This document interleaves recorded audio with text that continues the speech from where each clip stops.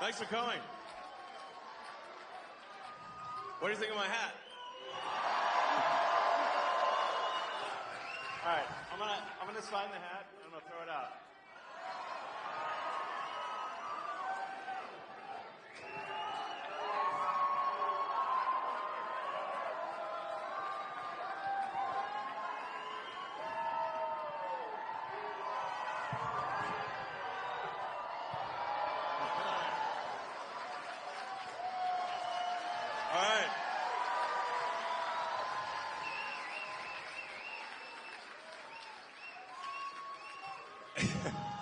I love you guys too.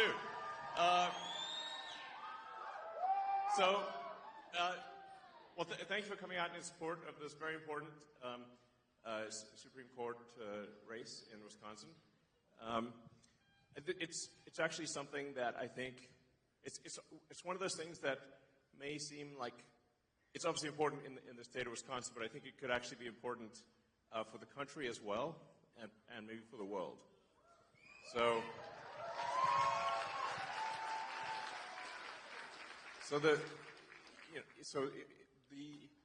The House majority right now is razor thin. It's really just a few seats, and if the Supreme Court is able to redraw the districts, they will gerrymander the districts and deprive Wisconsin of 2 House seats on the Republican side. Yeah, exactly. The result of that could be that the House switches to a Democratic House. Yes, indeed. And then they will try to stop all of the government reforms that we're doing, and we're getting done for you, the American people.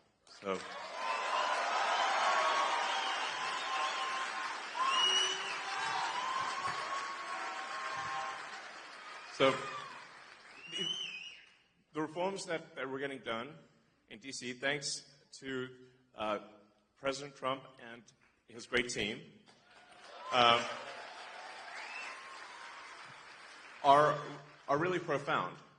Really, the goal is very simple.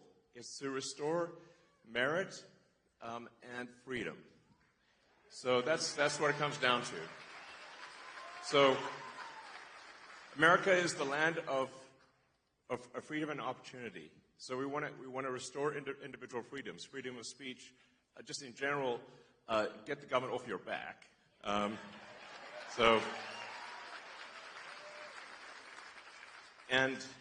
And then make sure that you succeed in the United States as a function of your hard work and your talent, and nothing else.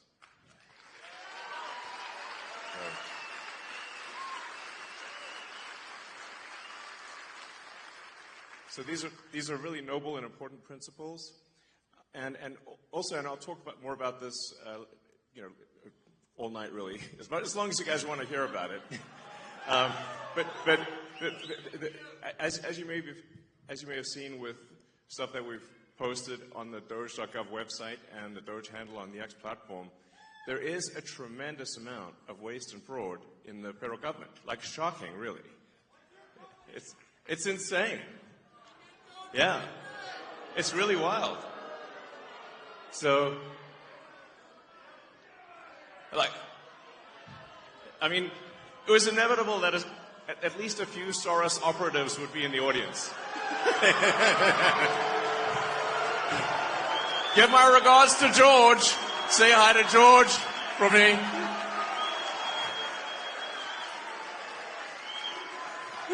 USA, USA, USA, USA. Yep.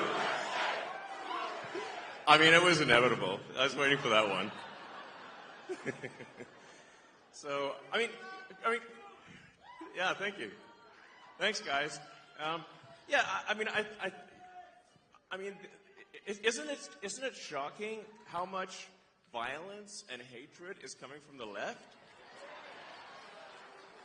Isn't it supposed to be the party that they claim to be the party of empathy, and yet they're burning Teslas and shooting up dealerships and calling for the death of the president and me? I'm like, guys, this is insane. Like, they're gone psycho. It's really, Like, I totally understand if somebody doesn't want to buy a product. Yeah, it's up to you. It's a free country, you know, but you don't have to burn it down. Okay? It's a bit much. That's somebody else's car. Leave it alone. Thanks, guys.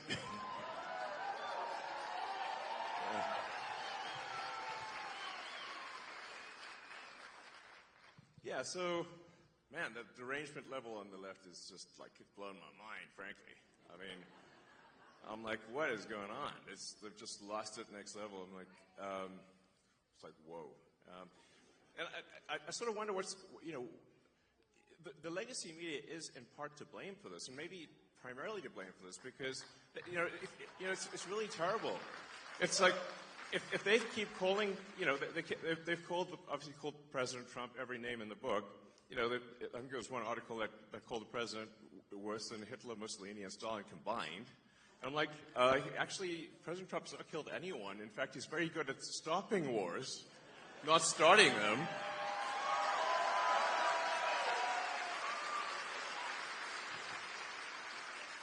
So, you know, we're really very different. Maybe we need to add some more history lessons back in schools. Because I don't know if people understand, you know, what the difference.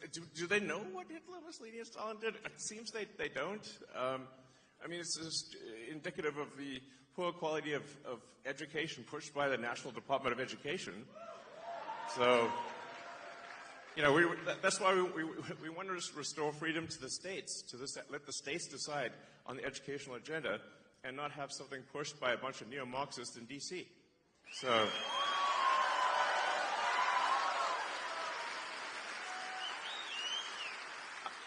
I mean, it is astounding how much anti-American propaganda is pushed on kids today in schools. It's mind-blowing. It's like, what the hell's going on, you know? So, anyway, but on a more positive note, we have this petition, you know, sort of against activist judges, because judges should be simply interpreting the law, not making the law.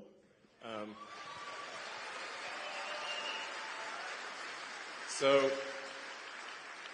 in appreciation for the support of people in signing this petition against activist judges, we just want judges to be judges, you know, which is a reasonable thing to ask for.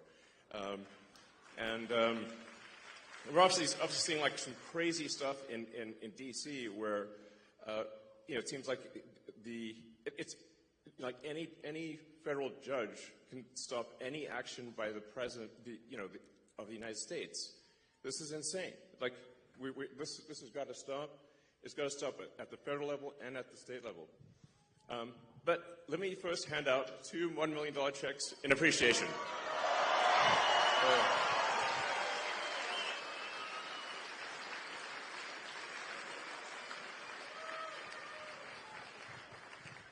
Okay, so the first check goes to Nicholas Jacobs.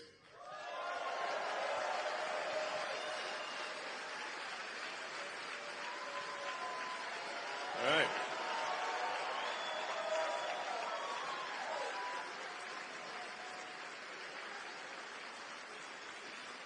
Now, I should say that the reason, the reason for the checks is that it's really just to get attention.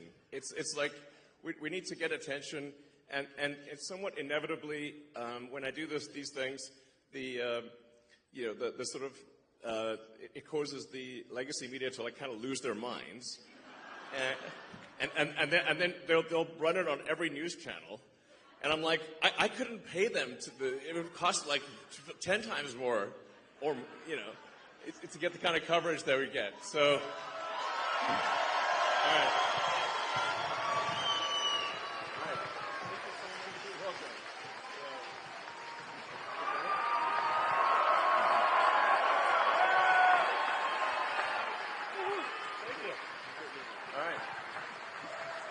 All right, you can just, I guess, take it if you want. We'll get. I think we'll get you a real one too. So, and then the second one is to Ekaterina Diesler. Let's see. Hopefully here.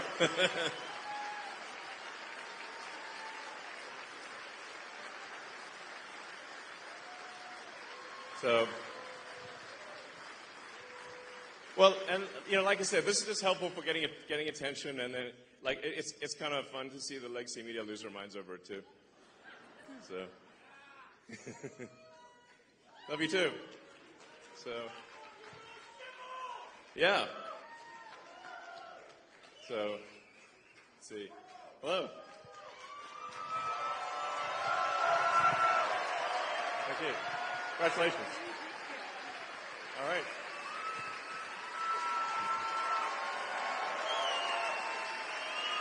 All right, congratulations.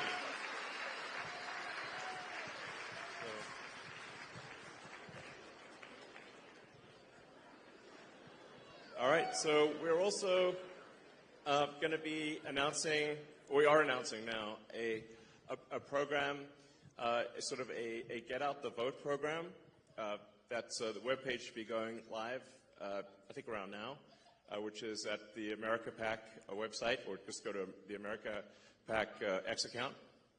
And the single biggest challenge, I think, is actually just making people aware that there is this very important election. And there's both the very important election for Judge Schimel, as well as the deciding on adding voter ID to the Wisconsin Constitution, which is very, very important. So it's quite shocking that I mean, you can sort of tell where voter fraud is happening, where they ban ID, Like, why would you ban ID? Like, in New York and California, it's, like, illegal to show ID at an election. Well, I can't imagine why that would be the case. So two really important things is really just ensure judicial integrity on Tuesday, and then the voter ID thing. And, it's April Fool's Day. And it's like, I think most people aren't aware, like I said, most people aren't aware that there is this important election. Most people don't even know that there's an election at all.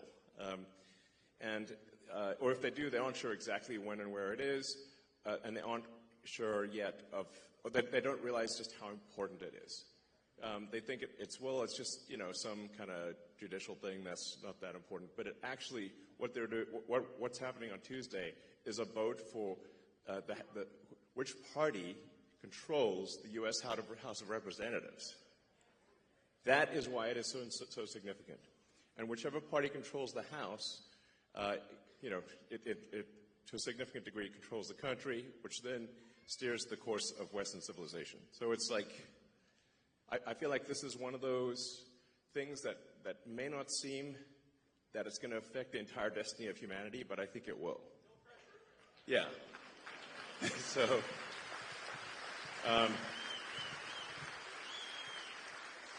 it's a super big deal, and the fact that I'm here in person, like, I'm not phoning it in. I'm here in person. Yeah. So.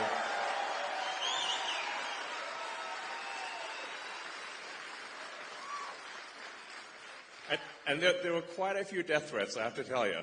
I was like, my security team said, well, it's actually gone down from yesterday to today. It went down from 18,000 to 17,000. So I'm like, well, maybe it's getting better, But you can see, like, how crazy some of these people are. Look at the two sort of people that tried to assassinate President Trump. I mean, that was, and what, they both almost succeeded. So it's real. Like, it's not like some imaginary thing.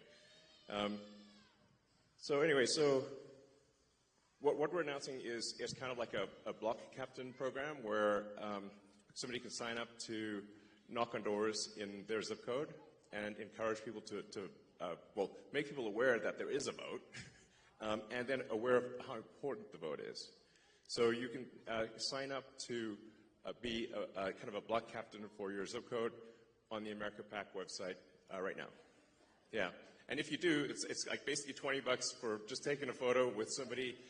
It's pretty straightforward. You just knock on doors in your neighborhood, and give them either a digital or a paper, picture of Justice Brad Schimel. It can be an approximation. It doesn't have to be exact. And they just have to say thumbs up and hold a picture of Judge Schimel. And that's it. And you get $20. It's pretty easy. It's easy money. So, but the whole point of it is just to make people aware of the election and say that there is an election. It's on Tuesday, and it's super important. Please vote.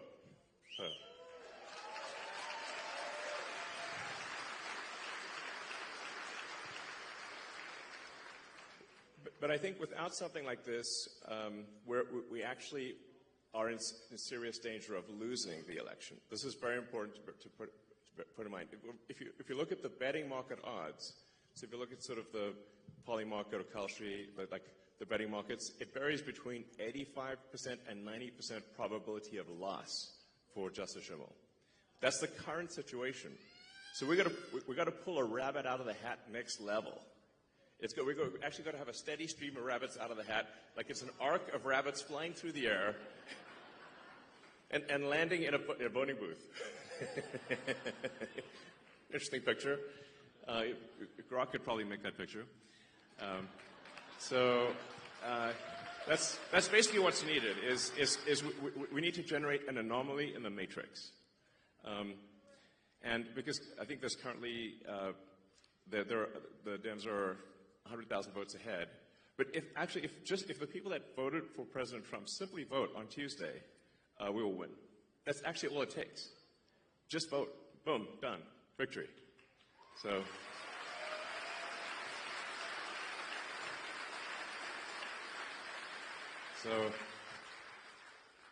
we basically need to dragnet the state. It's like everybody's going to mobilize everywhere like crazy for the next 48 hours. And I think this will be important for the future of civilization. It's that significant. So you don't hear me saying that very often. It's a big deal. So vote for Super Judge Schimel. I call him Super Judge Schimel. So,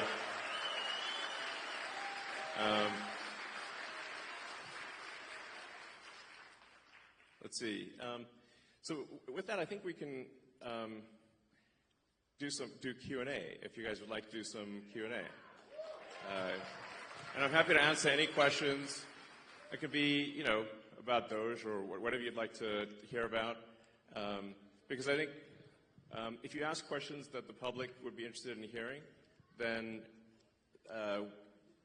those snippets will go all over the place, and it will be helpful to the public, at large, and maybe even beyond our country.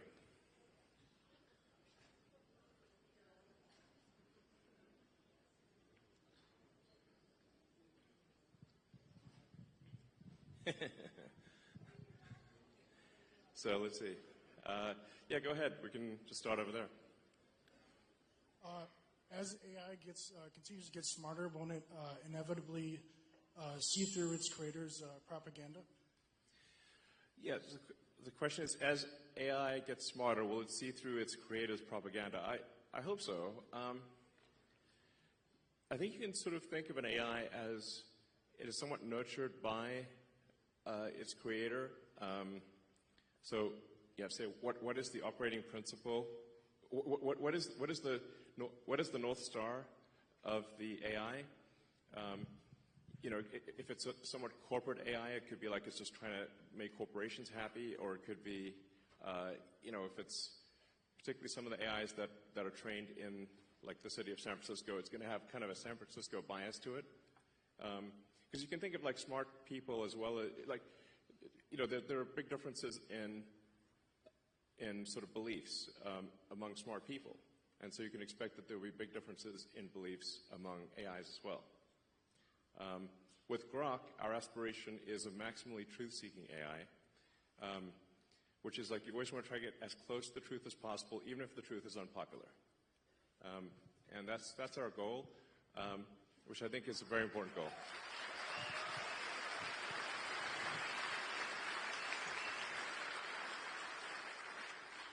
Hey, nice shirt. Oh, thank you. First of all, path of exile for life. But more importantly, as we see the whole world has turned to a fear-based mobilization effort. And we've seen that translate into violence. And the right's not immune to it because it can hit everybody's psychology. Sure. How do we beat that with optimism? Because that's going to be crucial to avoid mass eruption of conflict.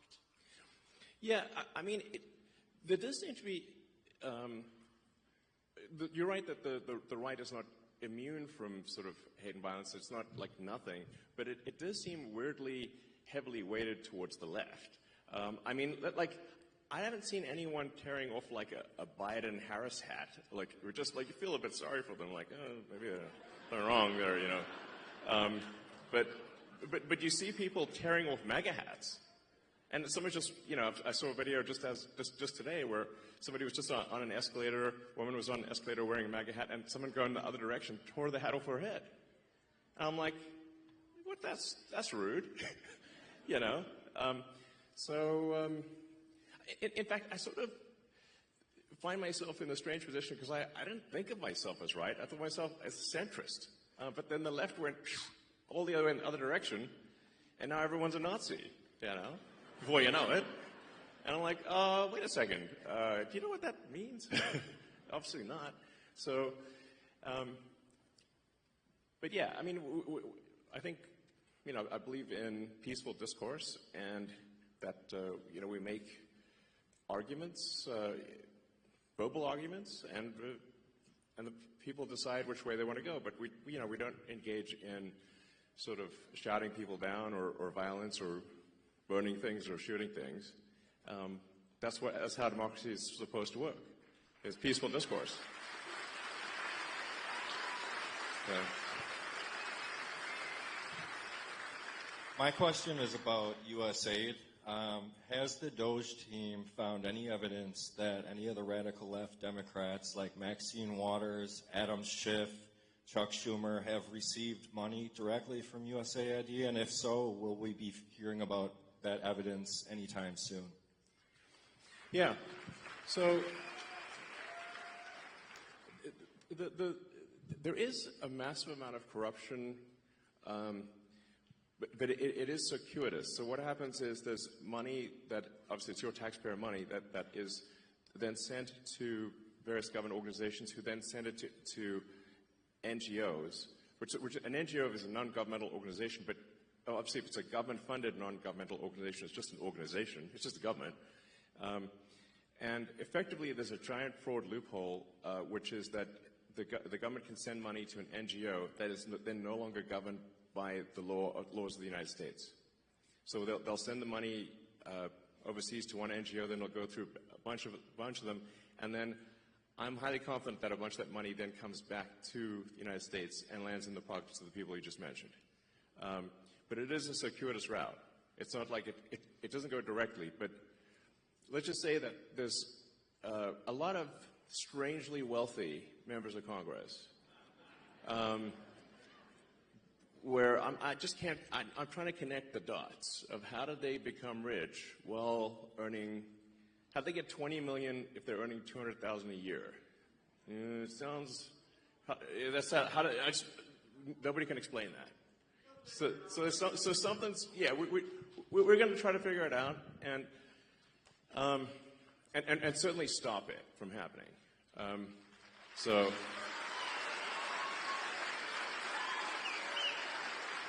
Yeah. I mean, just in general, the whole NGO scam is just crazy, yeah, it's blown my mind really. Yeah. Most of us here are aware of social media censorship, and I know you're keenly aware of it. Thank you for turning around X. Awesome. Welcome.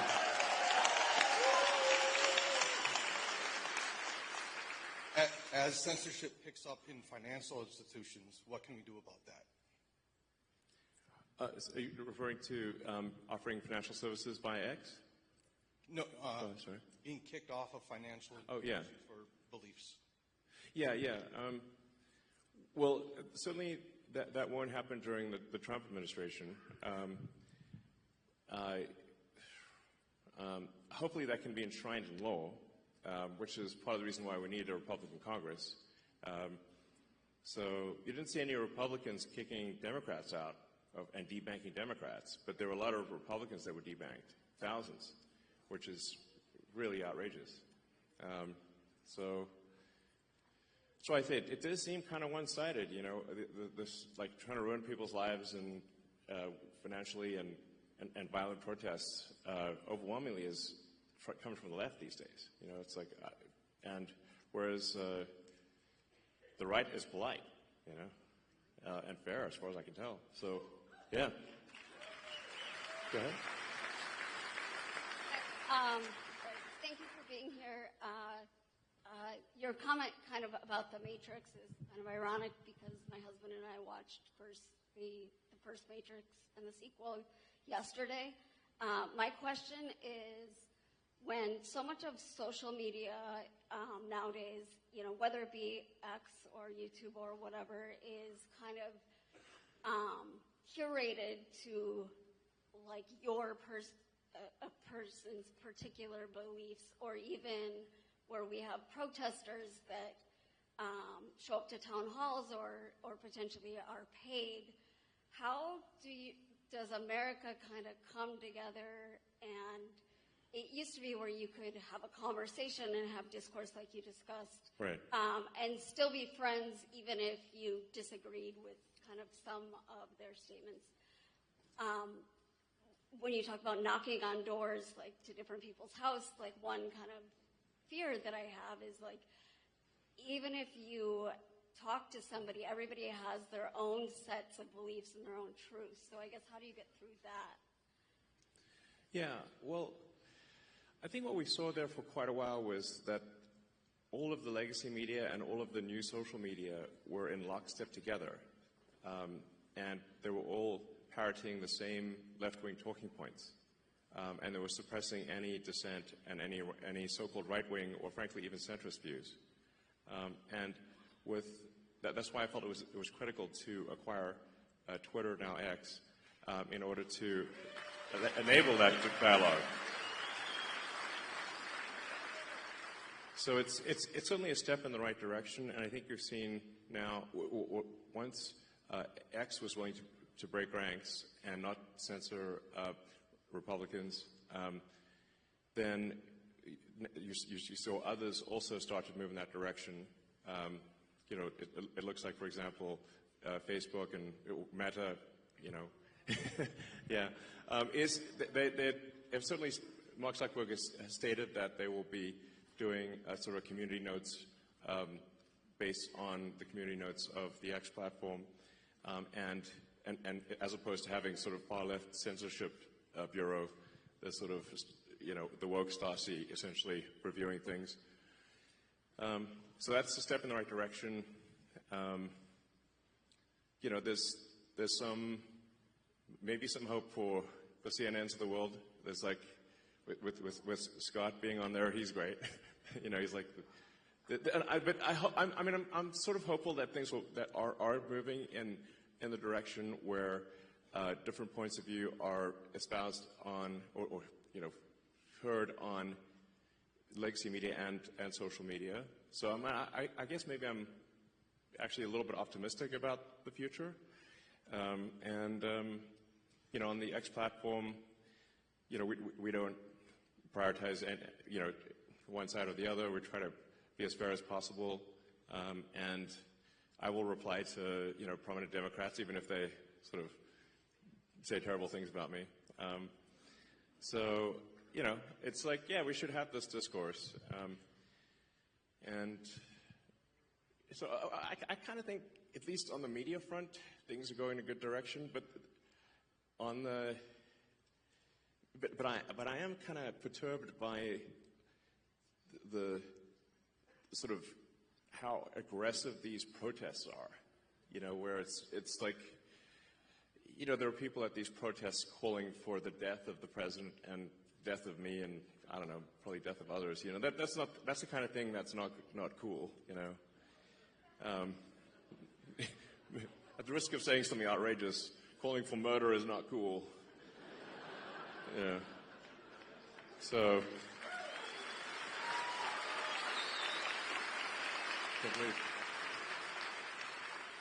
Thanks for coming, Elon.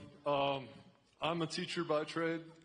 I have gone through the 4-year bachelor degree to teach the nation's youth going forward. On that, Actually, I'm kind of curious. What was that like? Like, I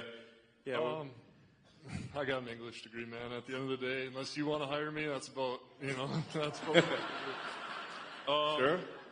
So during teacher college, they give us a heat map, and it says these are the cost per head on each student. The southeast is generally the worst, but they're also generally the lowest spent per capita on each student.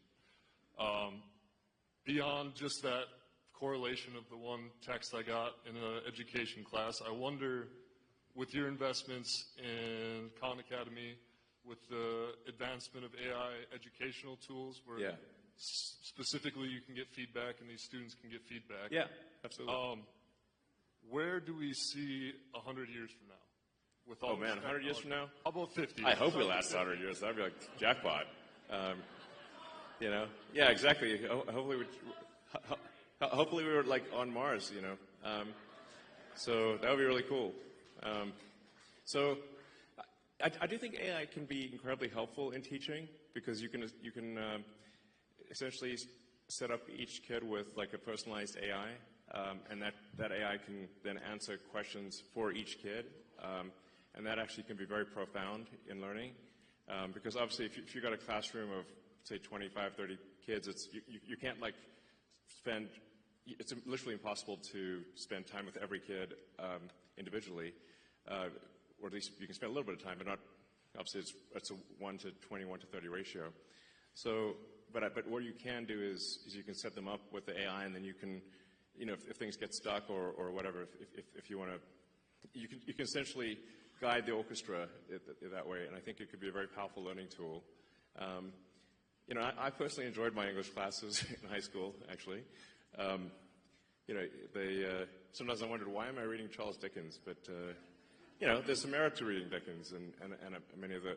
I actually think that we should have a great canon of English literature, that kids do at least, some number of the significant works in the English language. So.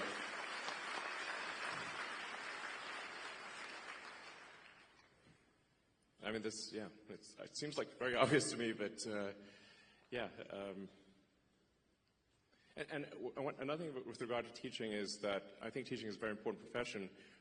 If you look at the expenditures, there's a very big rise in the number of administrators, but not a very big rise in the number of teachers. And so that's really the big factor, which is we should have more actual teachers. I believe in paying teachers well and having a lot of teachers, but we should say, why do we have so many administrators or non-teachers? So administrative expense has gone ballistic, but teaching expense is more or less flat. Doesn't make sense. So.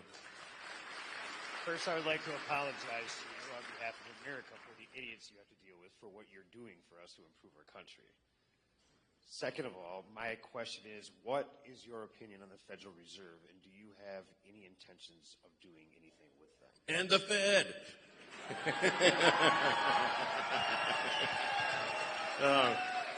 Yeah. I don't know. I always wanted to say that, But I mean, I think there's like 20,000 people that work at the Fed. Seems pretty high. It's like there's a lot of people that work at the Fed, and it seems like, why do we have so many people at the Fed, and what do they do? And sometimes I wonder which one would win. The federal for interest rates, the board of the Federal Reserve, or a magic 8-ball. And I'm like, I think the magic 8-ball might win. So then I'm like, well, magic 8-ball is a lot cheaper. It's like you shake it, it says, check back again later. I'm like, okay. Same thing.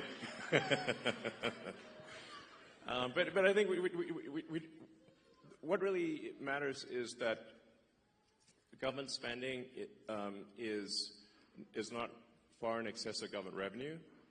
That's a fundamental issue that we have, where we have a deficit of $2 trillion, and we have interest payments that now exceed the entire budget of the military.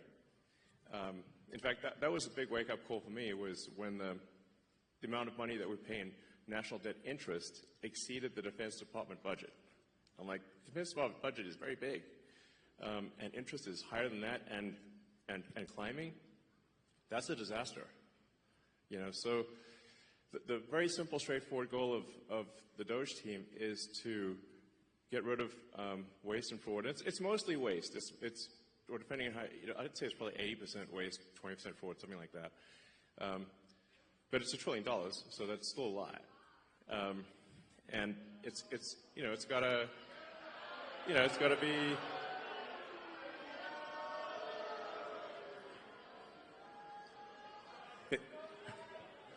We got another Soros sleeper agent there.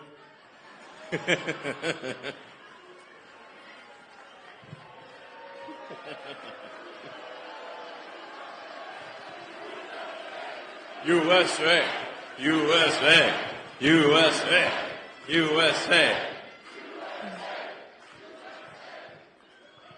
So, I mean, to be clear, the very simple thing we're doing, and we post everything publicly on the Doge website, which is just to look at every expense and say, is this actually a good use of your taxpayer dollars? That's it. It's not super complicated. And the thing that's pretty wild. This is why I say you know, I used to be a Democrat, and so and if you listen to the speeches of Clinton and Gore in the 90s, when they were going on about reducing waste and fraud, literally you wouldn't be able to tell the difference if, who said it, Doge or Clinton Gore. You can't even tell the difference. Sounds exactly the same. It's wild. So we're really just trying to restore common sense to government and say, let's not waste your money, and let's make sure it's spent well, and that's it. And in trying to save $1 trillion of expenditures, what we're saying is, of the $7 trillion in government spending, let's see if we can make it 15%, 15% more efficient. And I'm confident that we can. That's actually not a huge bar, by the way. So,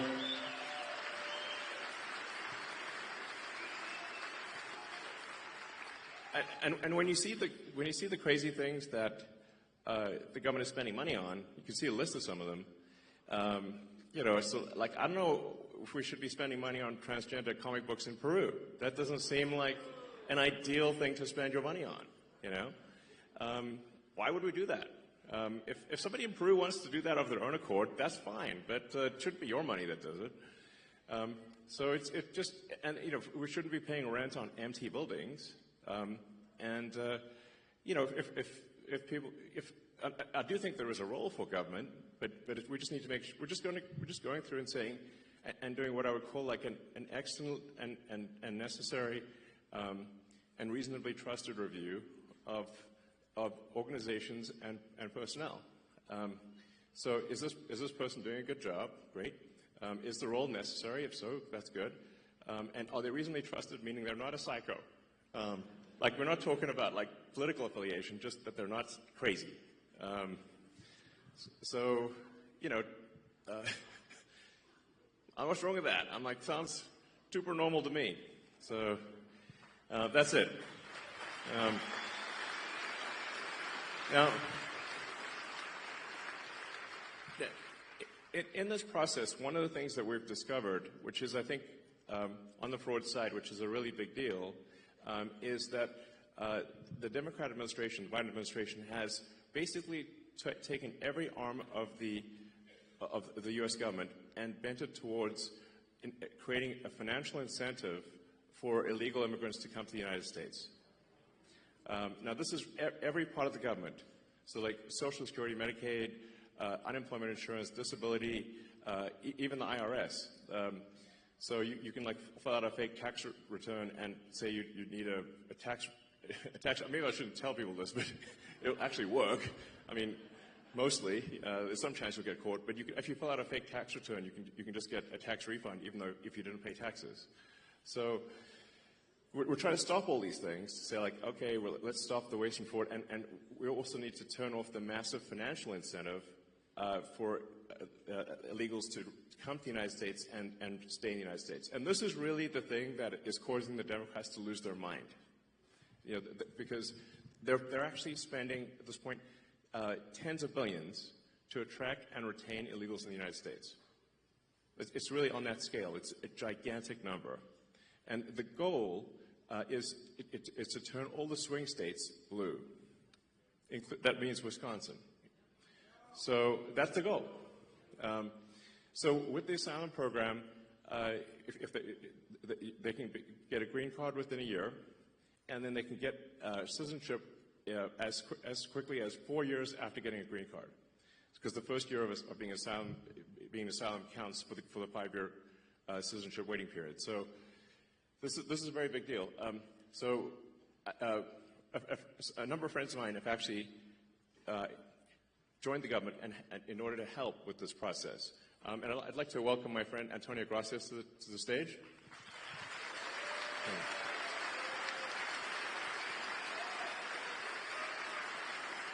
I think so. Does it work? I can give you mine. Does it work? It'll be okay. I mean, Buzz Aldrin's still alive, and he went past the belts. Work. Is this working? Yeah, it's on. Yeah, there you go. So, Antonio, can you tell us what you... Antonio is helping out with the Social Security. So just trying to review Social Security, where you may have heard that we found 20 million dead people marked as alive in the Social Security database. This is so crazy. And then you'll notice there's a strange trend here where how many Social Security numbers were issued. Do you want to? Yeah. So let me tell you what happened here. We started at the top of the system. You want to talk about a lot of maybe? We started at the top of the system, mapping the whole system of Social Security to understand where all the fraud was. And there's a lot of great people there that showed us really a lot of waste. And so that came up with a big list of stuff they're working on. You've heard some of that already. But this is what jumped out at us. When we saw these numbers, we were like, what is this? In 21, you see 270,000 people, goes all the way to 2.1 million in 24. These are non-citizens that are getting Social Security numbers. Yeah, this is a mind-blowing chart. Yeah, just this literally blew us away. Like, we went there to find fraud, and we found this by accident. And this isn't political, by the way. My parents are immigrants. Yeah, this country's been great to us. My brother and sister are all born in Spain. I'm pro-legal immigration. This is not political. This is not political. This is about America and the future of America. And there are a lot of good people in the system that pointed us in this direction. I want to honor them right now, that work in the government today, who took risks to show us these numbers and tell us what's going on. Yeah. So I want to stop for a minute. I want to honor those people today. Very good people. Very good people. I have been from D.C. to Social Security offices to the border to track this down, and very good people have helped us along the way. I want to thank them. Yeah. This number, what this is when you come in the country, if you're an illegal, there's a couple ways to come in. You come in through a port of entry, and you can tell them you're afraid, and they'll give you an asylum case. You'll get an interview. Then you get in. That's one way to do it. Another way to do it is to just go to the border. Literally, this happened. I talked to Border Patrol myself. Elon was there, too. I went to Laredo, and I went to Bronzeville. Elon went to Eagle Pass.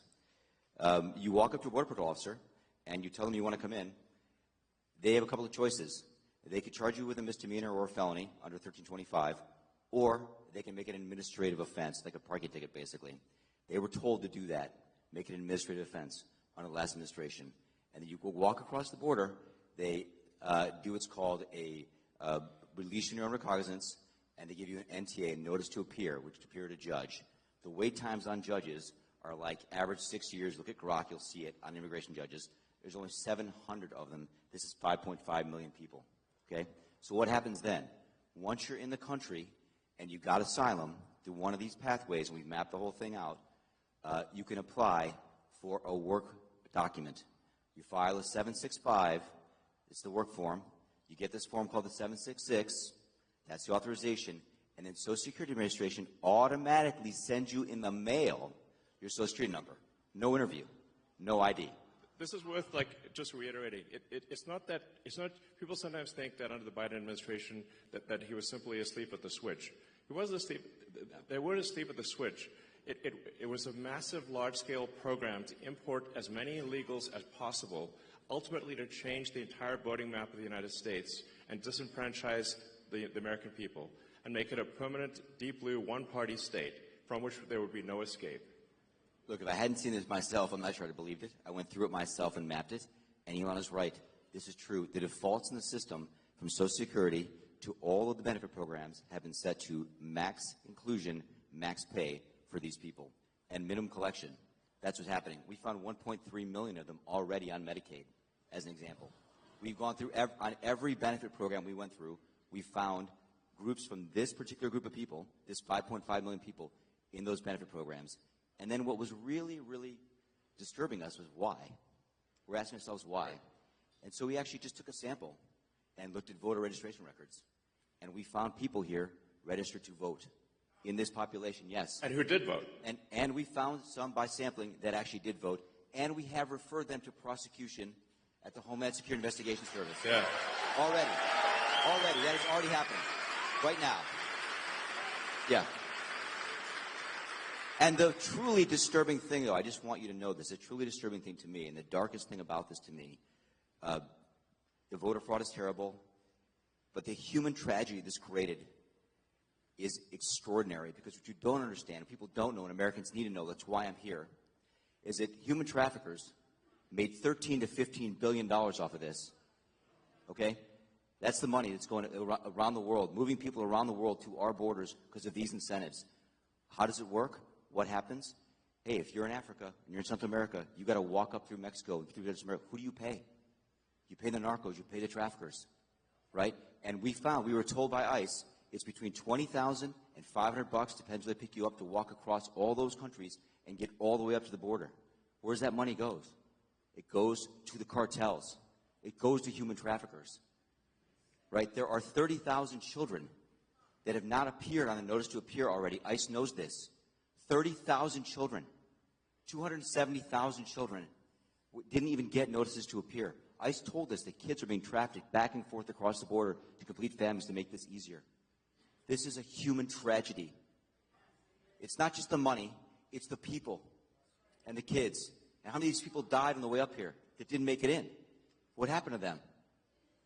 We created a system here that created a incentive for people to come and be taken advantage of by these traffickers. And how do you think they get paid? Well, you're in Africa, Central America, you got $20,000 or $10,000 or $5,000 to pay these traffickers? No, you don't. What happens? You come in, then you owe them the money. You're an indentured servant. If you don't pay them, what happens? What do? They kill your mother, they kill your brother, they kill your family. What happens next? That's what we discovered. And I have to tell you, it's tragic to me. The tragedy, the human tragedy this created is extraordinary. That's the real problem. This is America. We don't do this here in America. Yeah. We don't do this here in America. People come here legally, and that's great. Elon came here legally. My parents came here legally. That's the way to do it. This is outrageous. Yeah, it's pretty wild. I mean, you can see, because there's still actually a lot of people out there, especially in the sort of center third of the country, that somehow think this is made up by the right, or it's like some fiction. It's not, that it's somehow not true, but it is absolutely true. And you can see that if you look at things like the state of New York, which tried to make it legal for illegal immigrants to vote in the state of New York. That was only shot down by the New York Supreme Court a few weeks ago. And California has made it health care available to all illegals in the state. And they initially claimed that it would only cost $3 billion. It's now $9 billion and climbing. So it's really, if you create a massive financial incentive for people to come to the United States illegally, then that's what they will do. It's a very sort of, it'd be strange, it'd be odd if that didn't happen. So the thing that actually has the Democrats losing their mind by far, the real reason for these attacks and sort of the burning of the cars and everything is that we're going to turn off the payments to illegals.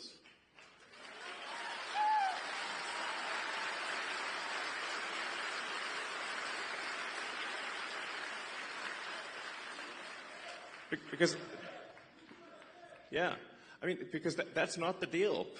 You know, it's simply not right.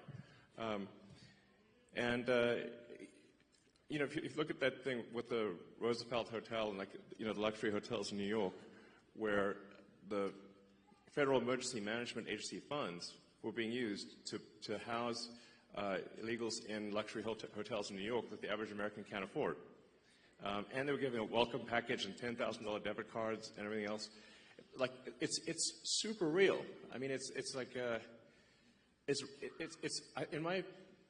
I think it's the biggest voter fraud thing in history by far. And moreover, if left unchecked, it would have succeeded. As Antonio mentioned, the time frame for going from asylum to citizen is roughly 5 years. Yep. And so all of the people that came in on that chart that you saw, if the machine behind the Kamala puppet had won, then, you know, they change out the puppet, but it's the same machine. Then they would have actually legalized all those people, and there would be no swing states. And we added more. Remember, it was doubling every year. Yes. It went from 1 million to 2 It was million. going ballistic. It was going ballistic. And it is just, these people are just entering the benefit programs now, by the way. Right. We're seeing the ramp happen, too. And these are just the ones that are in the system. This doesn't count the other, 7.5, 8 million that ICE thinks are out there. Yeah. We don't know if they have numbers. The number is totally uncontrolled. The voter ID requirement in this state is super important because of this. Yes. Because the Social Security number, it's not supposed to be a federal ID number, but it basically is. That's how you access all the benefits. This is why we need voter ID, because this thing is not secure. You could walk into a Social Security office today as an adult in America, and get a Social Security number enumerated with simply answering 6 or 7 simple questions and showing some forms of ID that are not federal ID. Well, you could just actually make it up. Basically, you can show basically like a fake utility bill, or show a medical bill and a school ID. Yeah, medical bill and a school ID, and you can get a Social Security number. Yes. And then from there you get on the voter rolls, and then Yes. basically Dem operatives will farm the vote. Yes. The problem with this obviously is that if you turn the swing states blue, then there are no swing states, and then we're in a permanent one-party system. And as soon as they win that, they'll have the House, the Senate, the presidency, they'll pack the Supreme Court, then they'll double down on the illegals, just like California. So we've already seen this happen in California. California is supermajority Dem. So, but at least California is held back by the fact that people can move out of state. Once you can no longer leave America, they'll be far worse than California. So the gravity of the situation is severe. Help us clean up Wisconsin border wall. Yes. Yes. Absolutely. So,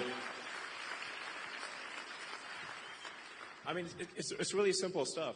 Just having photo ID to vote is like, you can't buy something at the liquor store, but voting is more important than buying a beer. So You're gonna need real ID to get on an airplane. You can't fly anywhere. Yeah, I mean, and the same people who are saying that there should be no voter ID at voting stations demanded vaccine ID from everyone. Yeah. I'm like, that's weird, So it's really about just restoring integrity to the voting system, which really should not be a right or left cause, but a cause for all. Do we not all want integrity in the voting system. Of course we do. Yes, of course. Yes.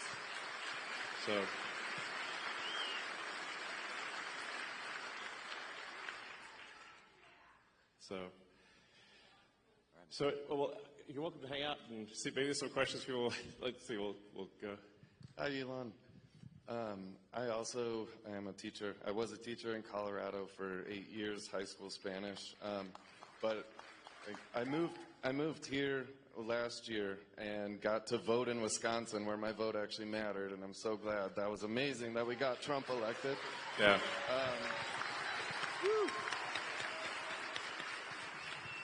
And I was listening to, I believe it was Patrick Bet-David. He called this perfectly, where he said, when Trump gets elected, he's going to go from enemy number one to Elon's going to be number one.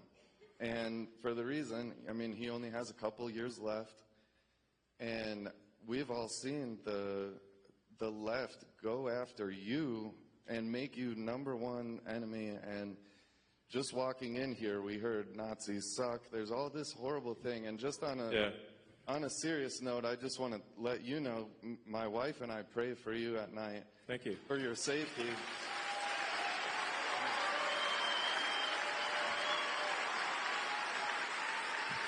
And guys, I got to watch my hand gestures these days, you know.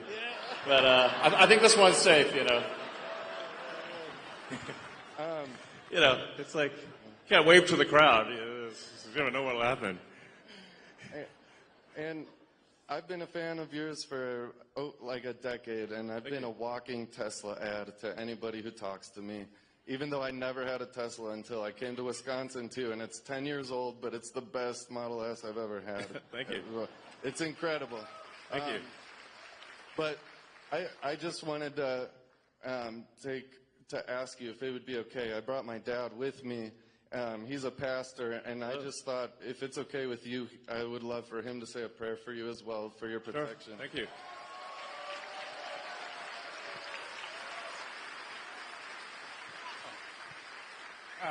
Elon, well, thank you so much for everything you've done for our country. We do love you very much. Thank you. And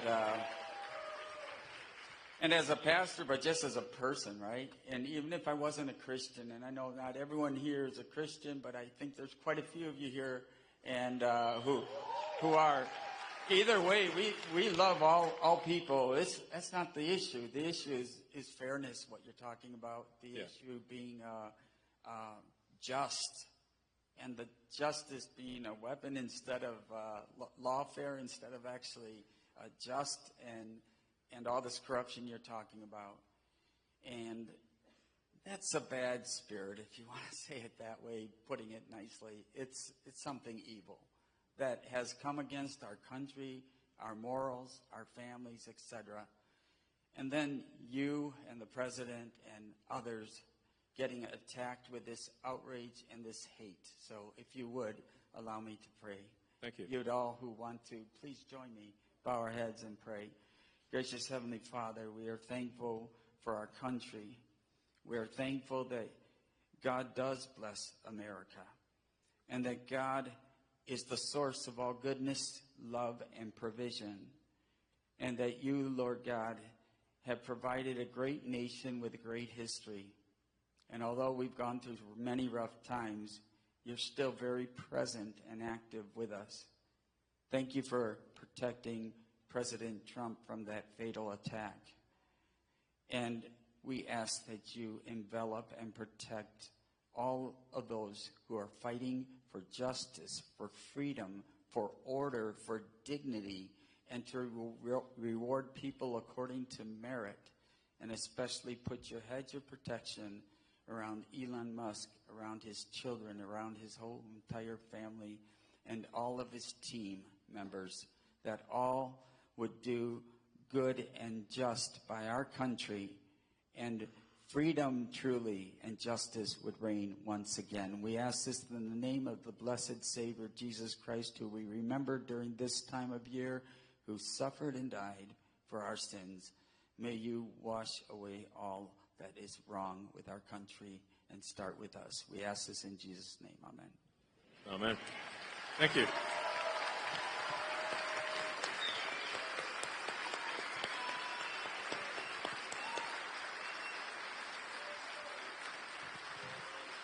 Thank you very much. Thank you. Okay. To you. You can hang out if you want.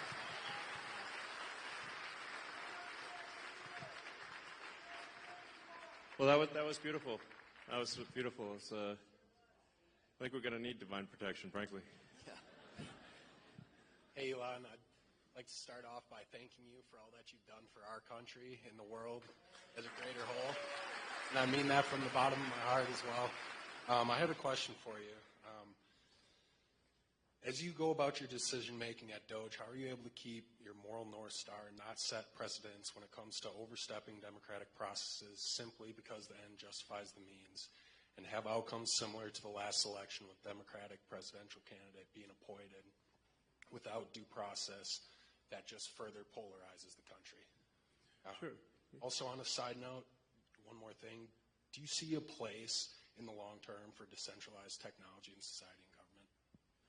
Yeah, I mean, to answer the second question first, I think generally it's good to have decentralized systems because the more centralized something is, the more power that is in any one single entity, the more corruption you're likely to have.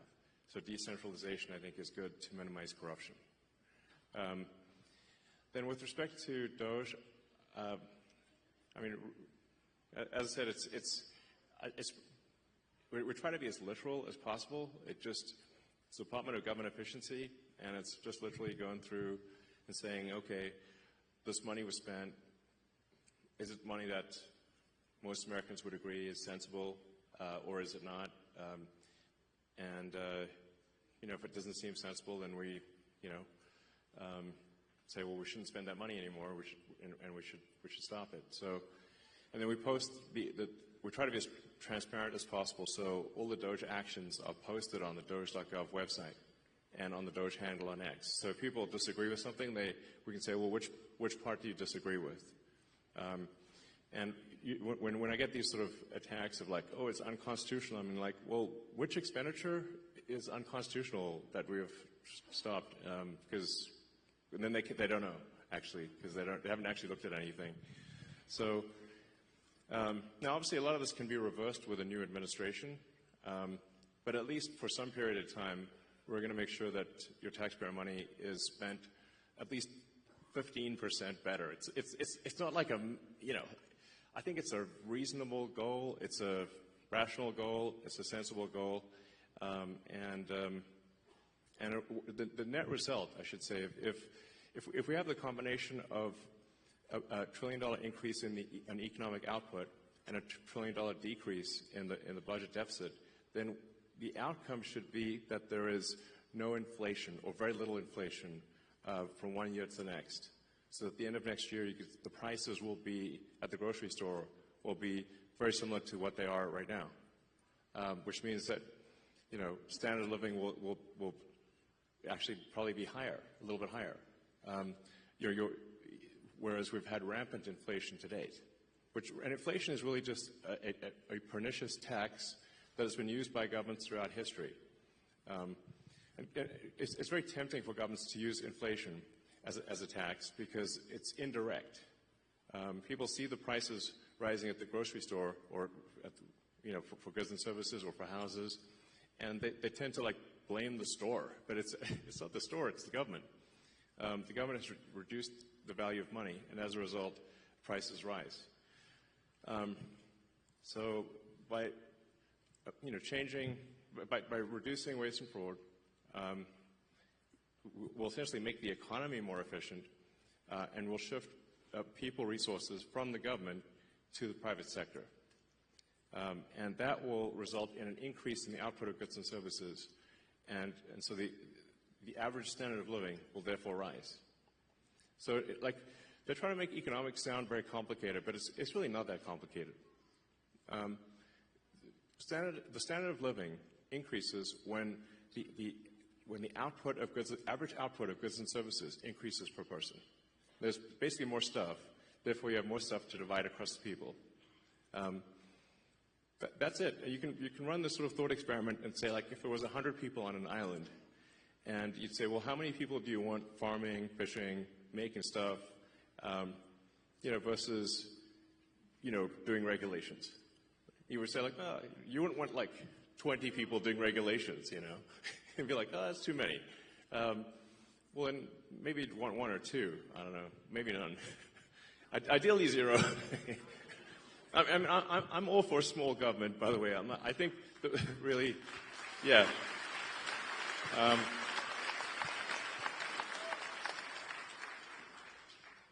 When the United States was formed, there were only, you had the Secretary of State, the Secretary of War, which I think is a more accurate name than defense, but it was Secretary of War for a long time. And you had the Secretary of the Treasury, and you had the Attorney General. That was it. And if it were entirely up to me, I'd be like, let's make it like that again.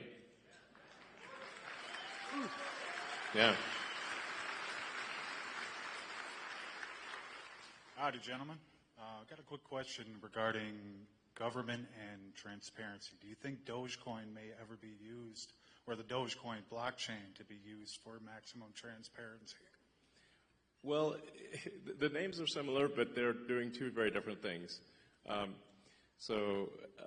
In fact, I was going to call it like the Government Efficiency Commission, but that's a super boring name. And then the internet said, no, it needs to be called the Department of Government Efficiency. I was like, well, the internet is right. So we changed the name from Government Efficiency Commission to Department of Government Efficiency. But there are no plans for the government to use Dogecoin or anything, as far as I know. So that they happen to be similar names, but really we're just literally trying to make the government 15% more efficient. It's kind of like most of the work that's being done it's kind of like homework. It's not like it's just work, Frankly, it's like washing the dishes. It's not like, it's a lot of it's not super fun work. It's just, going through and looking at every expense and saying, why does this department have like 10 times more software licenses than people? That doesn't make sense. Why is the government spending $10 million a year on Politico subscriptions? That doesn't make sense. There's just one thing after another like that. It's like things that are just kind of boring. It's like a ton of boring stuff. Like you do hear about like the sort of weird stuff that makes the headlines, but most of the costs that are being cut are just very basic, boring things. It's like homework at scale is what I'd call the Department of Government Efficiency. Can I add something? Yeah, I think this question about transparency. I'm really selling it here. Yeah, no. I would say the principles that Elon has set out for Doge they begin with truth. Truth. Find the truth. Number one, find the truth. Why? Because the government's gotten so big that actually the people don't even know what's there. They don't know the source of truth. So these licenses, it's not like people bought these licenses because they're bad people and they wanted to pay Microsoft. They just kept buying licenses because Microsoft gets selling them from it. I mean, it's that strange. And we don't want to pick on Microsoft. It's like every software company, by the way. Any software company. Pick software company X. They bought these licenses because they just thought they should buy more licenses. There's more people coming in and there's no one there. People aren't coming back to the office, right? It's just finding truth. The number one principle is truth.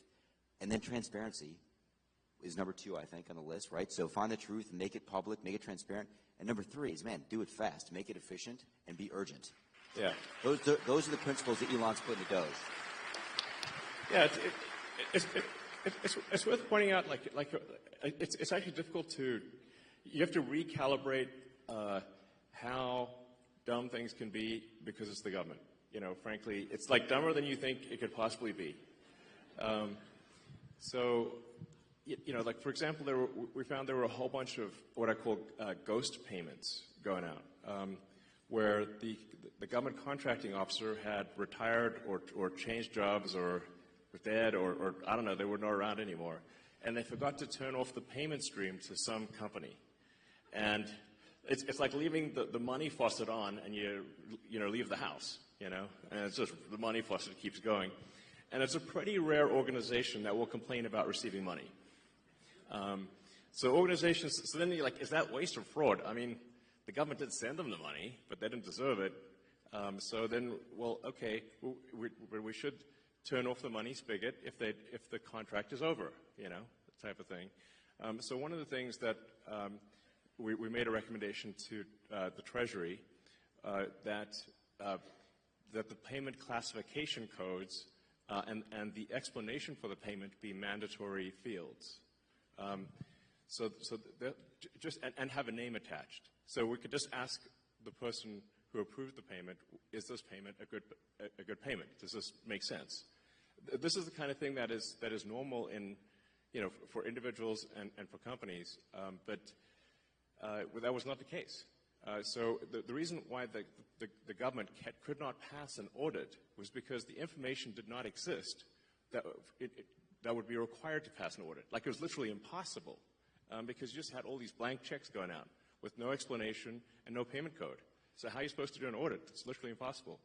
So that's what I mean by, like, it's very basic stuff. Like, we just want the congressional appropriation payment code to be mandatory and a very short explanation. We're not even going to judge what the explanation is, but that there be any explanation at all and a name attached was revolutionary. My guess is this will probably save $100 billion a year, like a lot, So.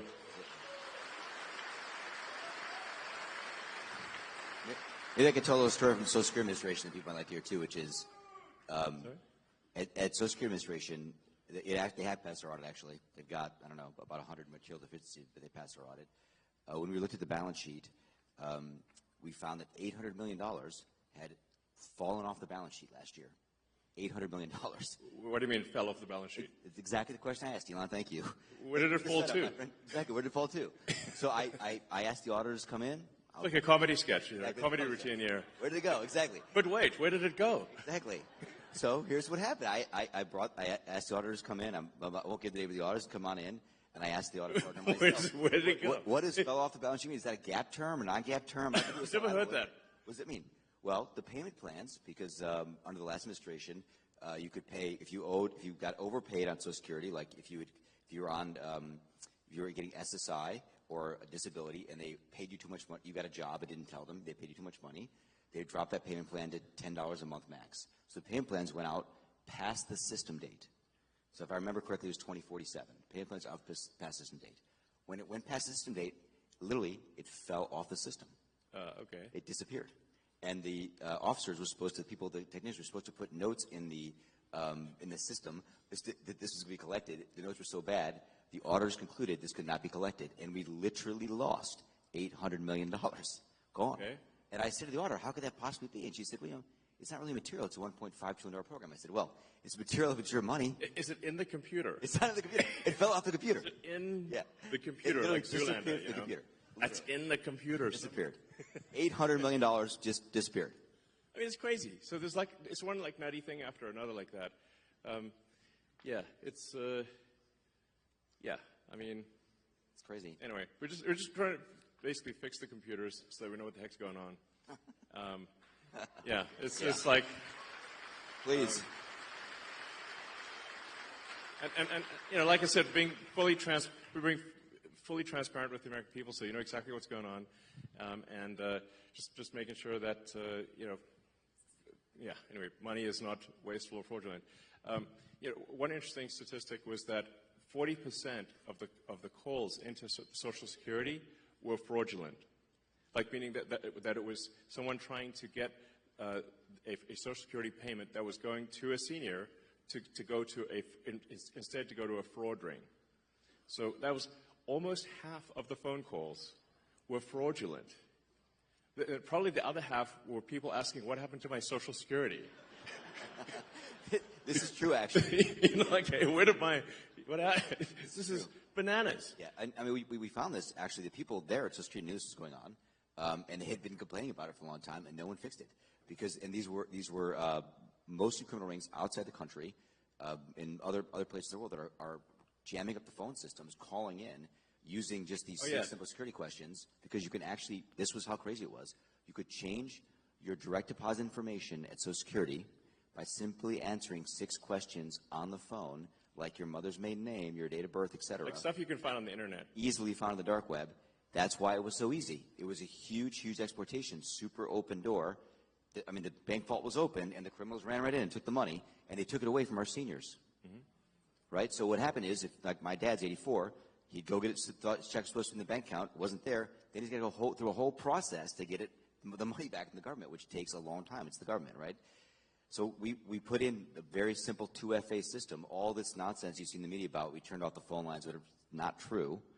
All they did actually, we recommended to Social Security that they put in a very simple 2FA system, and they will... Two-factor authentication. Two-factor authentication. They same kind of thing at the banks. Like, pretty simple. If you have a bank account, you do this.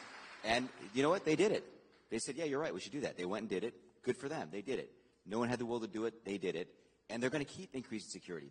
We've given them a lot more recommendations, and they're on the road to increase security, stop all this nonsense, so our seniors and our people that are disabled don't get stolen from. Yeah, this is really worth emphasizing, because like the radical left are saying that like somehow we're stealing Social Security. Like, first of all, I don't need the money. Okay, in fact. It's costing me a lot to be in this job. You had like Tim Walz dancing on stage showing a chart of Tesla stock, which is a really awful thing for him to do. Because what they're trying to do is put massive pressure on me and Tesla, I guess, to I don't know, stop doing this. It's my Tesla stock and the stock of everyone who holds Tesla went roughly in half. I mean, it's a big deal. So not only am I not getting I'm not getting paid, definitely not stealing money, and would never get away with it. But the value of my Tesla stock is in half. So this is a very expensive job, is what I'm saying. But I think it's you're welcome.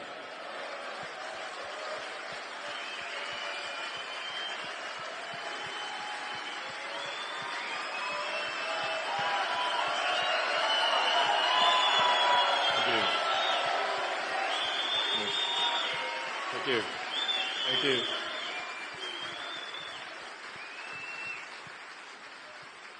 Thank you very much, guys. But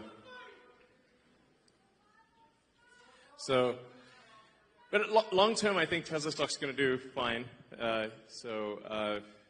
Maybe it's a buying opportunity.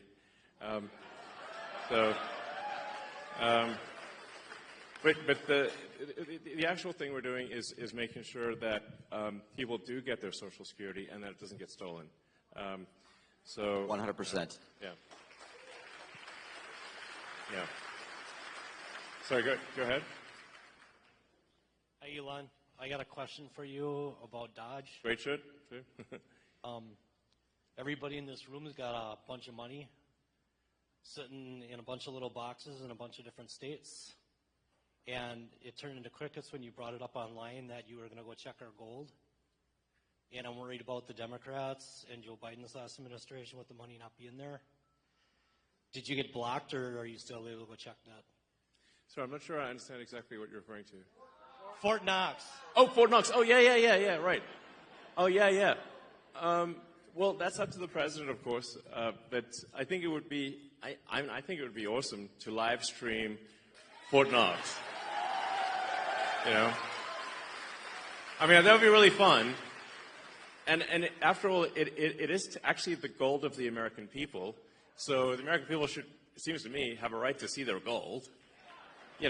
Hopefully it looks really cool. You open the doors, like, is it there? Like, is that really gold? Let's check. So maybe it'll be really, really interesting. I'm all for it. The president says he's interested in doing it, so hopefully that happens. So, all right. Good evening, Mr. Musk. How are you? Good. How's it going? Good, good. My name is Vito Gabriel. I'm 18 years old. This is my first election that I'll be voting in. So, Great. Very exciting. Oh, actually, that reminds me. So it is actually possible to both register to vote on Tuesday. If someone has not registered to vote, they can register to vote in Wisconsin, and they can vote the same day. So even if somebody's not a registered voter, you can do everything on Tuesday. So, a bit of backstory. When I was younger, 8 years old to be exact, my father put me to work in my family's restaurant. And it led me to want to start my own business and to be successful just like you. And in my opinion, you're one of the most successful businessmen to ever live. And so what advice would you give to young entrepreneurs who want to start their own businesses and give back to this great country? Well, sure. Well, it is very, very hard to start a business and have it succeed. You know, it is true that most businesses that start do not succeed. So, I mean, I guess I'd really just say, you know, if there's a product or service that you think is really needed, then you go out and you make that product, or you produce that service, offer that service, and try to be as useful as possible, really. You know, it's like whether, you know, it's a great restaurant or store or a technology company or whatever the case may be. It's really just like, are you doing things that are useful to your fellow human beings? And, you know, if you are, then I think the company will be successful. So that's really what it comes down to, is just being useful. Like, people ask me, like, what's the top advice? I'm like, try to be useful. It's actually very difficult to be useful. You know, but you know, I have a lot of admiration for anyone who just does an honest day's work. You know, making products or producing services for their fellow human beings. That's what a company is. You know, that's it. So. But it is hard. I mean, to be totally frank, like I generally say, if somebody needs encouragement to start a company, I would recommend not starting a company. It's very difficult. Like, you know, if you look at, say, the automotive industry, the only two American car companies that have not gone bankrupt are Tesla and Ford. So. It's a big cemetery, is what I'm saying. So that's a tough one, you know, very, very tough industry. And there were really no like commercial rocket companies that were successful before SpaceX. It's generally very difficult to make the value of the output exceed the cost of the input, and that's really what defines a successful business. And profit is really the difference between the value of the output and the cost of the input. That's what profit is. But it's like shockingly hard to make the output more valuable than the input. That's what I found. Yeah. So, all right. Hi, Elon. Thank you so much for being here. Would you agree with me that the economic illiteracy in this country is staggering? That people don't understand how close we are I would for say the that is ship true. of America to going over the fiscal cliff. Yeah. Right. Yes. Most people, actually, I think most people, well, I think a lot of people don't know what a national debt is. Like, how did this national debt come about, and how come there's all this money that somehow we owed, but we didn't sign up to owing this money? But there's, you know, it's over $30 trillion of national debt, and that doesn't count future obligations. And that's just, then it doesn't count state and local debt. So it's a lot of, basically, it's a lot of money that the government has signed everyone in America up for. Yeah, so there's, if we don't do something about it, then eventually there won't be any money for anything. We'll just be paying interest. You know, a company, or so I should say, a country is much like a person, it's just bigger. A country is a collection of people. But just like a person can go bankrupt, a country collectively can also go de facto bankrupt, essentially by diluting the currency to where it's worthless. And that's where we're headed unless we are, take immediate and dramatic action with respect to government spending. We're in deep trouble, basically. You've seen this in places like Venezuela, Elon. Yeah, exactly. So you've seen it in a lot of countries where it's, I think things have gone to hell in a handbasket, and it's like we just need to not do that, So if the ship of America sinks, we all sink with it.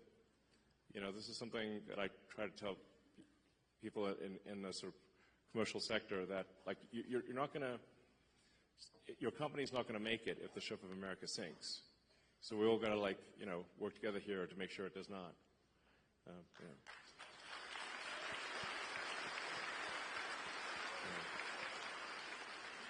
Antonio, feel free to ad-lib as you wish. I know. But this is the only place left to go. That's great. Right, exactly. I don't think we can run off to some other country and be okay. It's America, I will die in America. I'm not going anywhere. I will too. I mean, I might go to Mars, but that will be part of America. Yeah.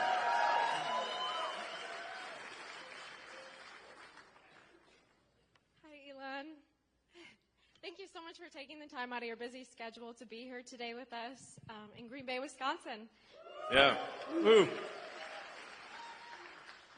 I just want to say that DOJ's findings demonstrate to the American people that the government clearly does not care about our hard-earned tax dollars. I'm only 26, but I can imagine it's frustrating for people who have worked their entire lives to see their tax dollars going to fraud, waste, and abuse. And you alone have contributed so much money to our government yes. via taxes, so thank you. You're welcome. But I'm sorry that your money's not being spent very well. You've clearly shown your leadership and team is capable of transforming our government into something better than what we see today. I just want to say I'm sure I'm not the only one who's wondering, but we know that DOJ has found quite a bit of money, and we would like to see some of that returned to the American people. Do you have any information on when DOJ checks would be written or sent out? Sure. Well, I guess we need to be successful at scale. We've made a lot of progress, but there's still a tremendous amount of work to do. Effectively, as government spending is made more efficient and spending is reduced, the tax by inflation is reduced. So one way or another, you will effectively be better off if resources in the United States are not wasted. And it's somewhat up to the Congress and maybe the President to as to whether specific checks are cut. But whether a check is cut or not, if you reduce wasteful spending, the economy is going to be better off. People will do more useful jobs than before. The total output of goods and services will increase, and then the average standard of living will increase. So that's yeah.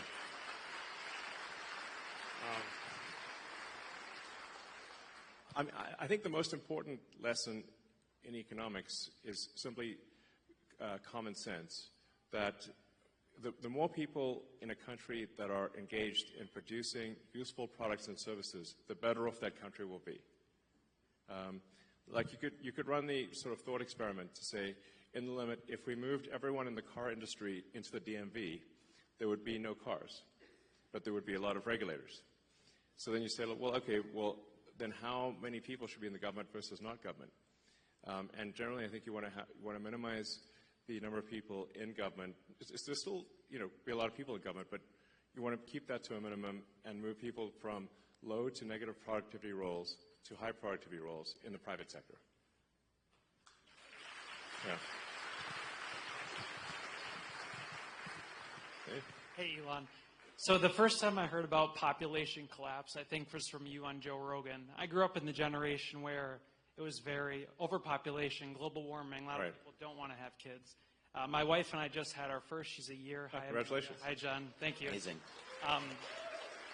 And I'm finding out very quickly a lot of these things I was told about having kids, losing personal freedom, it's well worth it. I mean, I would recommend it to everybody, as I'm sure you would. And absolutely. I mean, I've been banging the baby drum for ages. Yes.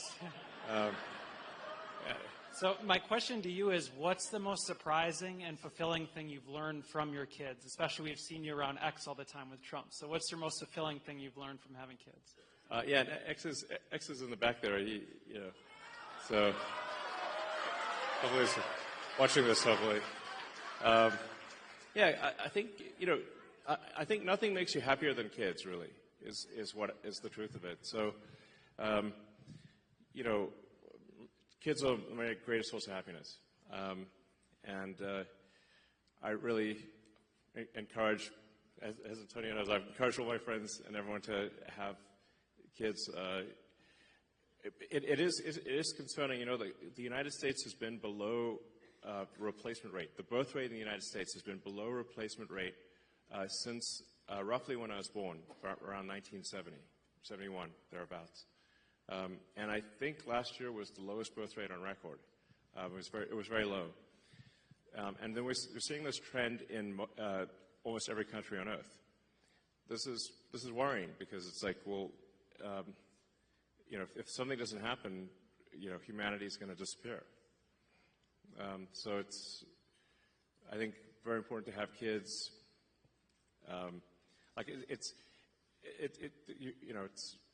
Kids will make you very happy, but there's also we got to keep humanity going here.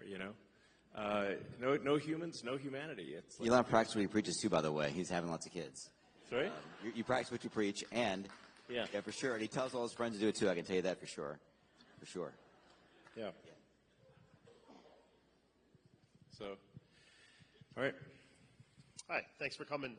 My name's Adam. I'm a postal worker. I'm wondering if you could give some insight into some of the reforms or changes that DOJ might be looking at for the Postal Service. Well, actually, perhaps I can ask you what should DOJ be doing with respect to the Postal Service? I'll write you a letter. Okay.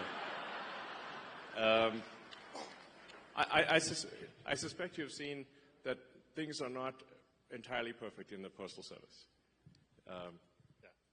Yes. So, I mean, obviously, it's delivering mail and packages is very important. There's a reason for why the Postal Service was created. But I haven't really had a chance to look at the Postal Service yet. But okay. I have a little detail on the analysis if you want. You do? A little bit. Okay, sure. Yeah, I mean, I wouldn't say that. I want to be very general here, but there is this thing about you could tell us there's this thing about large volume users of Postal Service versus small volume users, right? So some company, please. I've heard of that. Yeah. Yeah, I mean, you probably see it, right? You see, there are some companies in the world that use the Postal Service a lot and pay the same rate as everybody in this room that uses it a little bit. Does that seem fair to you? You see it on the front line. I can't really say. Well, he can't say because he works there. You work there. Okay. Doesn't seem fair to me. I don't work there. So, I mean, there's a bunch of questions about this people are asking that I think are interesting in the analysis. And when you look at the source of truth and the data and you make that transparent, I think it's going to be obvious what the right answers are. Yeah, it seems like some companies are not being charged the right amount for package delivery. And there's probably more administrative overhead than there should be, would be some safe guesses, I suspect. Those are good guesses. Yeah. Good guesses. All right. Elon, how are you? Yo, good. Hey. How's it going? It's Adam, your #1 reply guy on X. Hey. With Scott Presser. It's good to finally meet in person. Cool. So I'm glad you like a lot of my stuff. Yeah. Constantly replying to my stuff, liking my stuff, and I love to create material because I'm a former Democrat myself, just like you. Yeah. And I want to help bring over moderate voters from the Democrat Party who are disenfranchised. Yeah. And I'd love to be able to create more content to help you out, to help us win more elections, to win the midterms for 2028 and on Sounds and good. on. Would I be able to get a follow from your main because you followed me from your alt cyber gamer? Oh, I did. Okay. Yeah. At this point, yeah, sure. I'll do that. Sure. I mean, it's right now. I used to only follow maybe a few hundred accounts, and it was possible to read most of what they posted. But now I think I follow like 1,100 accounts, which makes it impossible. So like it's just like I can only see a few things that people post at random, essentially. Yeah, but I'm trying to digest as much information as my human brain can manage. But yeah, thank you for your engagement, and just in general, like trying to report on what's really happening is great. Thank you. Thank you. Mr. Musk, thank you so much for being here and bringing attention to what's going on with our Supreme Court here. It's very important, and I think it would have gotten no attention, not even half of what it's getting now, if you hadn't stepped in, for good or bad, Yeah. Negative press and good press. We thank you for that. Exactly. Totally. I mean, obviously, for any kind of special election, is going to get a small fraction of the attention of say a presidential election, and then normally an election for a judge would not be that big of a deal. It just so happens that in this case it could decide the control of the U.S. House of Representatives, which is a huge deal. Yeah. My personal experience with Judge Crawford, I am a family that she moved a pedophile right next to our What? home. Really? Yeah, it is a true story in the ads that you're hearing from Mr. Schimel. I am one of the homeowners that had to live next to him for many years, unaware. So the letter that I wrote to her, I'm sure, played into what we're experiencing now in family court. We're veterans 20 years. It just was not good for him. It was not good for me. And we're trying to work through our family court situation. But what we're realizing is the two strategies that they use are indoctrination or intimidation. And if you step up and say, we're a practicing Catholic family, the result is her band of merry rogue judges and the court affiliates and the commissioners will flood the family court, have flooded the family court system. Yeah. So I guess my question would be, regardless of what happens with this very important vote, let's not forget what's happening in the family court system in Dane County, Wisconsin, that's being flooded with these rogue judges and affiliates and commissioners who then, if you don't subscribe to what they're saying, they will just wipe out your ability to raise your family or proceed with your family in a way that you feel your culture dictates, your religion dictates, your financial background dictates. It has gone completely bananas, and I'm wondering what you can do to keep the light shine on our court system in Dane County. It does have lasting effect on families, and it will breed out our ability to raise our families in the spirit in which we feel is most healthy for our young, our children, and the sanctity of our family. Absolutely.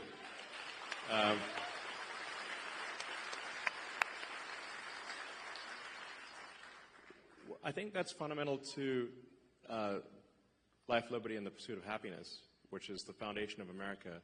That you should have control over your family, not the state. The state should not have control over your family. It's insane that people would think that. So we've had friends have to escape California because of this. Yeah. I mean, it's literally had to leave because the state tried to take their kids because they're imposing the state's values on the kids, and they literally had to leave overnight. More than one friend, we've had this story. Really? Really?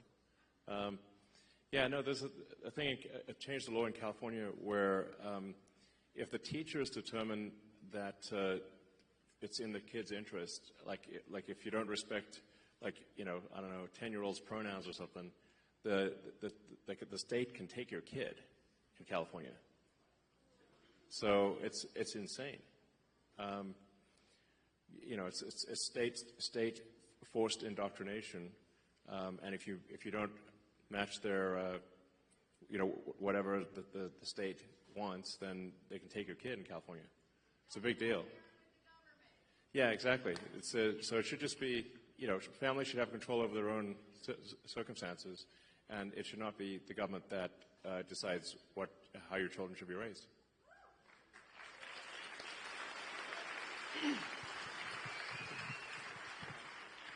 Hey, Elon. My name is Josh. There's a lot of questions, I see. There is. We were going to answer everything at this point. So, I'm sorry. Please go ahead. Sorry, go ahead. Thank you for taking the questions. Yeah. A lot of people, I agree.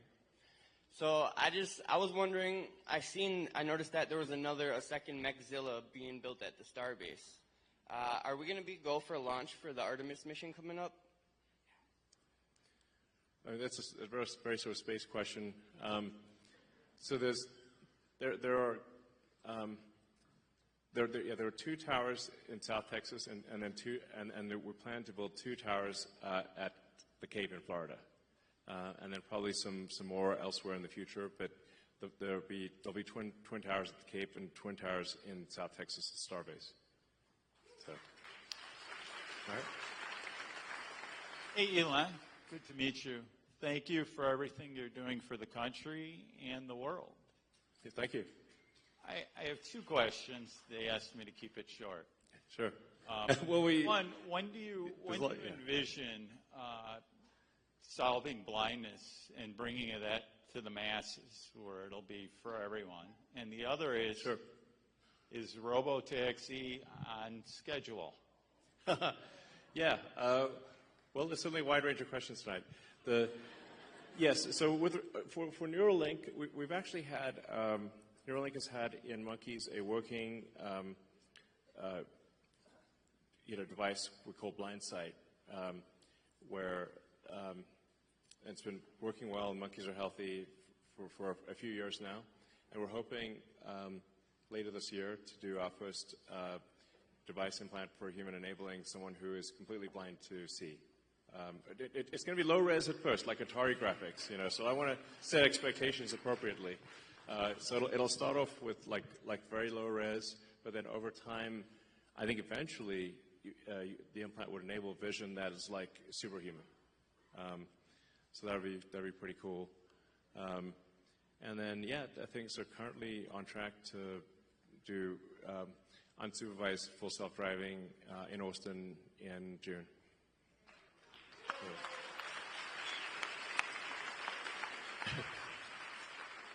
So I think we probably we'll take maybe 4 more questions, so just 2 from that side and 2 from that side, and then we'll call it a night. So go ahead. Oh, thank you so much.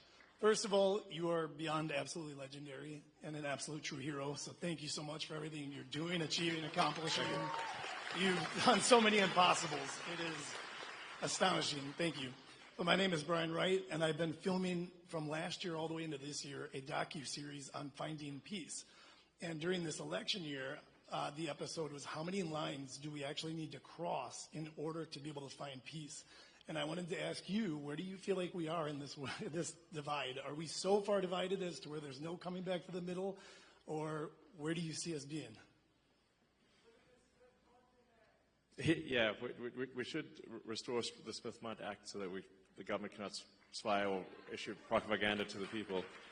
I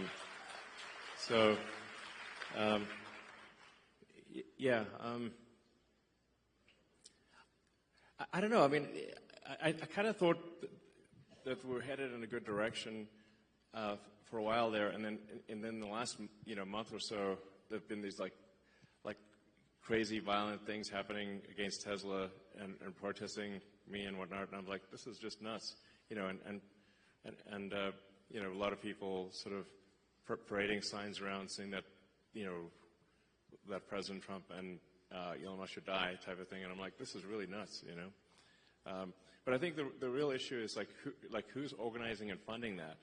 Like the same people that organized and funded the infiltrators, who are the hecklers earlier tonight. So it's whoever they are, And I guess we know some of their names, but it's really, yeah. Soros and a bunch of others. I'm not sure really what.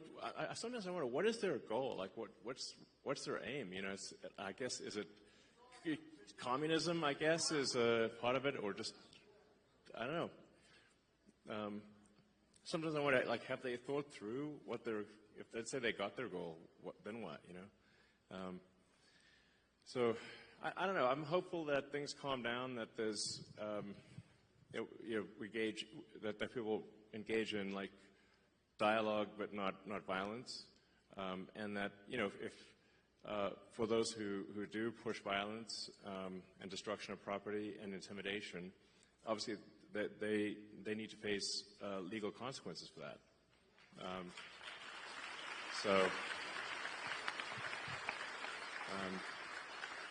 And the president has said that needs to happen. Obviously, if people are pushing violence and destruction of property, that is against the law, and they need to face the consequences of that. So, thank you.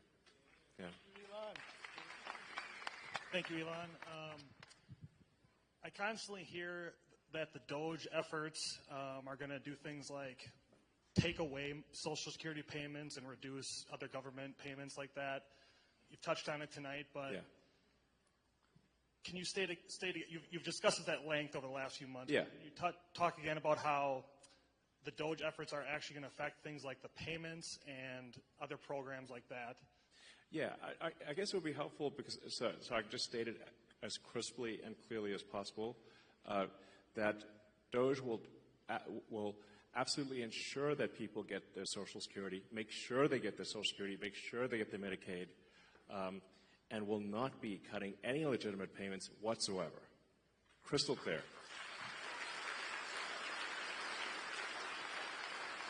I will just add to this. I've been there, working there, and I spent about the first 3 or 4 weeks of my time in the Woodlands actually working in Social Security Administration. 100% what Elon's saying is true. Nothing has happened on the ground that would impact the level of payments going to people that legitimately are owed those payments, period. A lot is going to happen to people that are stealing from the system. Yeah. Yeah. They're not getting the payments. And you know who's screaming? They are. Because they're committing fraud. And we should take that away from them. Because they're stealing from all of us in this room and our parents. And they're going to scream loud. And it's going to get louder. But thank you for asking that question, because it is something that, as obvious as it sounds, it's a great question, because we just need to be very crisp and clear. DOGE will make sure you get your Social Security. DOGE will make sure you get your Medicaid. There will be no cuts to legitimate payments whatsoever.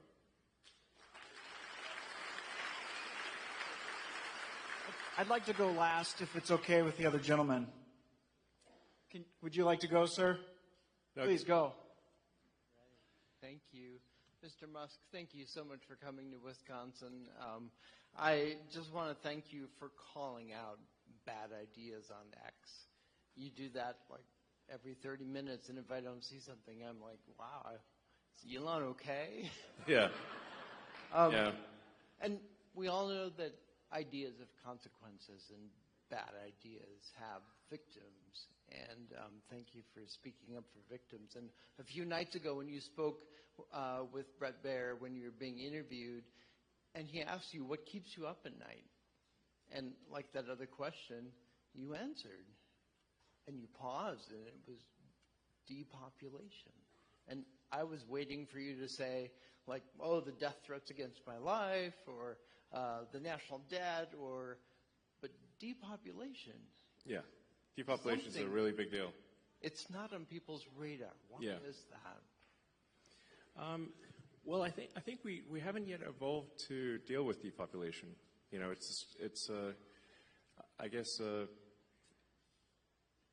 it's something we better evolve to deal with, or we're going to disappear.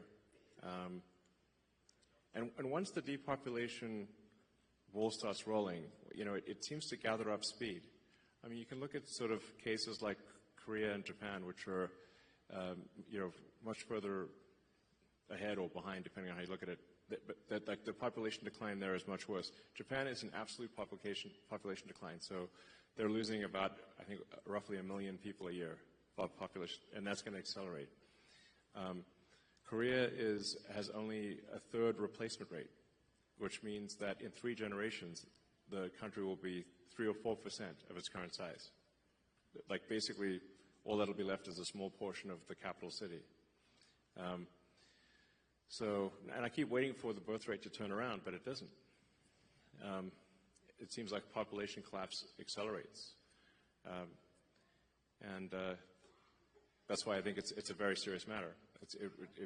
If you believe in humanity at all, you should care about this a lot. And then, that's a sort of long-term thing. And the short-term thing is that America needs to be financially solvent. That's what Doge is about, trying to just make sure America is financially solvent. And then there's also the risks of AI. So we want to make sure that AI is maximally truth-seeking, and ideally has sort of values that most Americans would agree with, and that it's a pro-human AI, that it wants to foster the future of humanity. Those are the things that I think about. So, thanks. Elon, my name is Matt Haas, like Bonanza, Big Haas. I own and operate a small business here in the Fox Valley. And tomorrow I actually get the honor and the privilege to host Brad Schimel at our shop, Springhetti Landscaping. Great. If anyone's in the valley, sounds good. Come down 4:30 tomorrow. We're having a shindig to have Brad stop by. He's going to come and give a little speech, get some. That's what this was about. Was Brad's election. Yes. And so I just wanted to say, in your opinion, what is Brad going to do for small business owners like myself? Well, I think he's going to help get the government off your back. So that's a big deal. For anyone that starts a business, it's like you used to just be able to open a store and not get like a zillion permits and licenses and everything. That's how America, you wanted to make a product, you just made the product. And you didn't have to satisfy a massive body of regulations and get permission from all sorts of agencies. So hopefully, Justice Schimel is, supports that and helps get the government off your back. All right. So let me finish by saying, obviously, yeah, Doge at the state level will be cool. But just remember, like, the importance of the election on Tuesday is gigantic. It could decide the future of the House of Representatives. It could decide then the future of America and the future of the world. So it's absolutely critical that you need to just drag friends and family to vote on Tuesday for Justice Schimel and for voter ID. So, thank you. Thank you, guys.